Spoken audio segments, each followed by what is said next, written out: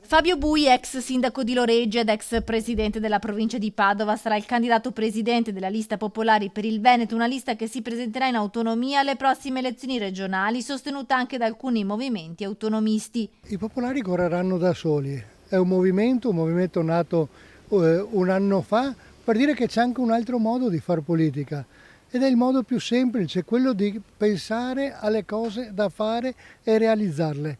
Non parlarsi sempre addosso, non litigare continuamente. Noi vogliamo dare una risposta al Veneto. Una candidatura fuori dai partiti che vuole dare risposte ai veneti, mentre per le grandi coalizioni i nomi vengono imposti da Roma, spiega Bui, Popolari per il Veneto vogliono presentare soluzioni concrete su temi come imprese, scuole, infrastrutture, sanità e anche sull'ambiente.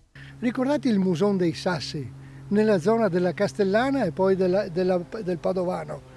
Il Musone dei Sassi ha bisogno di una vasca di laminazione di 1 milione di metri cubi d'acqua. Salverebbe Castelfranco e salverebbe tutta l'Alta Padovana. Perché sono ferme queste vasche? Perché c'è un vincolo ambientale e architettonico in una vasca di laminazione, perché sottoterra c'è una casa colonica sepolta da anni di epoca romanica.